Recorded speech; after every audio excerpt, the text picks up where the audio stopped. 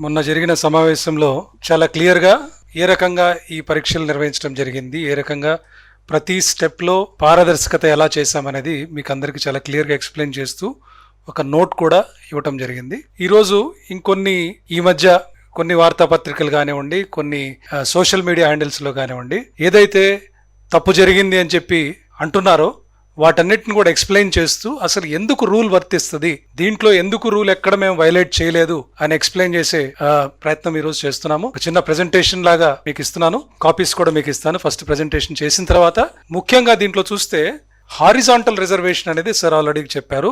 At the cost of reputation 2 ముక్కలు చెప్తాను మీకు. వర్టికల్ రిజర్వేషన్ ప్రజలందరికీ కూడా తెలియాలి. పదే పదే మనము హారిజాంటల్ రిజర్వేషన్ అని మాట్లాడుతున్నాము. అసలు హారిజాంటల్ రిజర్వేషన్ అంటే ఏంటి, వర్టికల్ రిజర్వేషన్ అంటే ఏంటి? వర్టికల్ అంటే ఎస్సీకి 15%, ఎస్టీకి లెటెస్ 7% ఉందంటే దాన్ని ఎవరు టచ్ చేయడానికి వీల్లేదు. ఇది వర్టికల్ రిజర్వేషన్.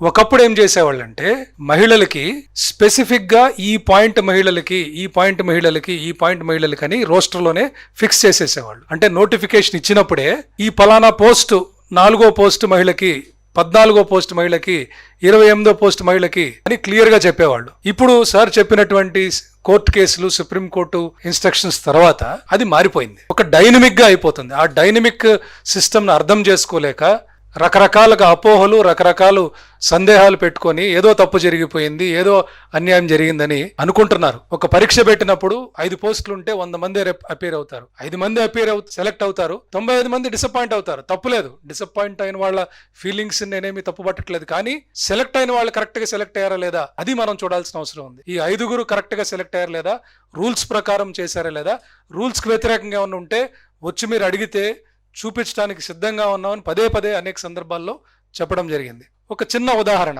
ఒక బస్సులో లెటెస్ 100 మంది ఎక్కించాలి. లైన్ నించొని ఉన్నారు.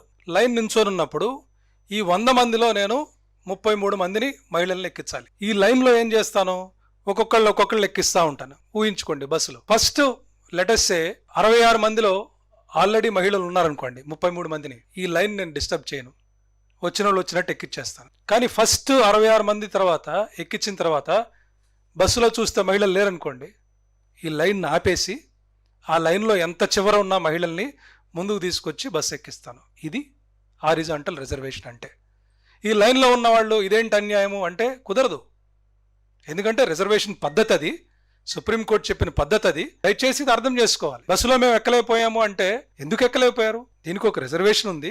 వచ్చిన ఫస్ట్ 66% ఆల్రెడీ మహిళలు ఉంటే మీకు ఆపాల్సిన అవసరం లేదు, మీకు వచ్చేస్తుంది. కానీ ఇదే పద్ధతి అందరికీ అప్లై చేసినప్పుడు, సుప్రీంకోర్టు రూల్స్ ప్రకారం అప్లై చేసినప్పుడు ఎవరికన్నా ఏమైనా ఇబ్బంది ఉంటే వచ్చి అడగండి. ఇది మీ డిసప్పాయింట్మెంట్కి రూల్సా లేకపోతే ఎందుకు రాలేదు అనేది మీరు తెలుసుకోవాలి. అందుకైనా ఈరోజు గత కొన్ని రోజులుగా ఒక 26 కేసులు, కొన్ని ఏదైతే పేపర్లో కానివ్వండి, సోషల్ మీడియాలో కానీ ఏదైతే పబ్లిష్ అయినాయో ఆ పబ్లిష్ అయిన కేసెస్ అన్ని 26 మేము 1 by 1 మీకు ఎక్స్ప్లెయిన్ చేయాలని ఈరోజు ప్రెస్ కాన్ఫరెన్స్ పెట్టడం జరిగింది. అసలు హారిజాంటల్ మీద క్లారిటీ రావడానికి, ఒకప్పుడు ఉండే వర్టికల్ వేరు, ఇప్పుడు హారిజాంటల్ వేరు. అలాగే కొన్ని స్పోర్ట్స్ మీద, స్పోర్ట్స్ సెక్రటరీ గారు మరి టూర్లో ఉన్నారు, ఎండి గారు శాప్ ఇక్కడ ఉన్నారు, వారు ఎక్స్ప్లెయిన్ చేస్తారు. ఏం చేశారు అనేది ఎక్స్ప్లెయిన్ చేయడం జరుగుతుంది. అయితే స్పోర్ట్స్ పాలసీలో లేకపోతే డిజబిలిటీ కోటాలో సార్ చెప్పిన దాన్ని మళ్ళీ 2 నిమిషాలు నేను 2 ముక్కలు మళ్ళీ రిపీట్ చేస్తాను. ఒకటి, ఎన్నైతే మనము స్పోర్ట్స్ కోటాలో నింపాలనుకుంటున్నామో అన్ని పోస్టులకి ఒక్కొక్కటి ఒక రోస్టర్ పాయింట్ ఉంటుంది. అంటే సపోజ్ నేను ఒక జిల్లాలో స్కూల్ అసిస్టెంట్ సోషల్ అని అనుకుంటున్నాను. ఈ స్కూల్ అసిస్టెంట్ సోషల్ది ఇదివరకు ఏ పాయింట్ దగ్గర ఆగింది, ఇప్పుడు ఏ పాయింట్ వరకు వస్తుంది అన్న సమాచారం మాత్రమే స్పోర్ట్స్ డిపార్ట్మెంట్ వాళ్ళకి ఇచ్చాం. ఇలా అన్ని స్పోర్ట్స్ సీట్స్ ఏదైతే ఫిలప్ చేయాలో 420 ఫిలప్ చేద్దామని అనుకున్నాము, 372 వరకు ఫిలప్ చేశాం. ఇవన్నీ ఇచ్చినప్పుడు వాళ్ళు నోటిఫికేషన్ పిలిచినప్పుడు స్పోర్ట్స్ వాళ్ళు ఏ కేటగిరీ కింద వస్తారో మనకు తెలియదు.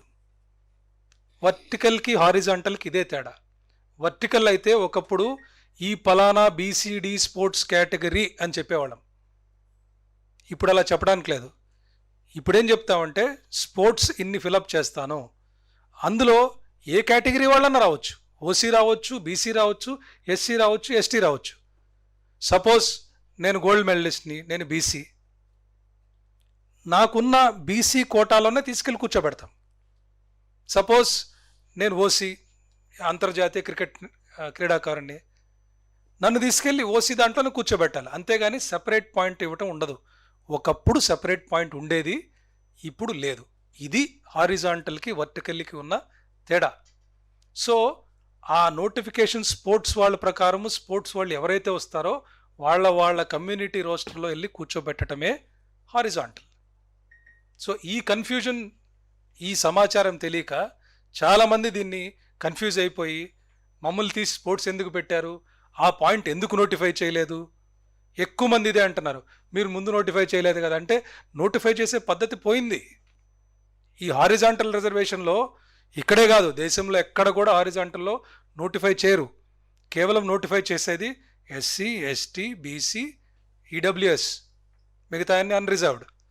దాంట్లో మళ్ళా థియరటికల్గా మనం మాట్లాడితే ఎక్స్ సర్వీస్ మెన్ ఒకవేళ ఓసీ కేటగిరీ నుంచే వచ్చారనుకోండి, ఆ ఓసీలోనే కూర్చోబెడతాం. స్పోర్ట్స్ వాళ్ళందరూ బీసీలోనే వచ్చారనుకోండి, ఆ బీసీ పాయింట్స్ లోనే కూర్చోబెట్టాలి, వేరే చాయిస్ లేదు. సో ఈ సిస్టమ్ ని అర్థం చేసుకోకుండా చాలా మంది ఏదో అన్యాయం జరిగిపోయిందని చెప్పి అనుకుంటున్నారు. నేను అందుకనే మళ్ళా ఎగ్జాంపుల్స్ తో క్లారిఫై చేద్దాము అని చెప్పి చెప్పడం జరిగింది. మళ్ళీ మేము చెప్పేది ఏంటంటే, ఎవరికి ఏ అనుమానం ఉన్నా వస్తే ఆ కమిషనర్ ఆఫీస్ లో సెల్ రెడీగా ఉంది. దే విల్ ఎక్స్ప్లెయిన్ ఎక్కడ ఎటువంటి రూల్స్ అతిక్రమణ గానీ, వైలేషన్ గానీ ఇక్కడ జరగలేదని మరొకసారికి మీ అందరికి కూడా తెలియజేస్తున్నాను.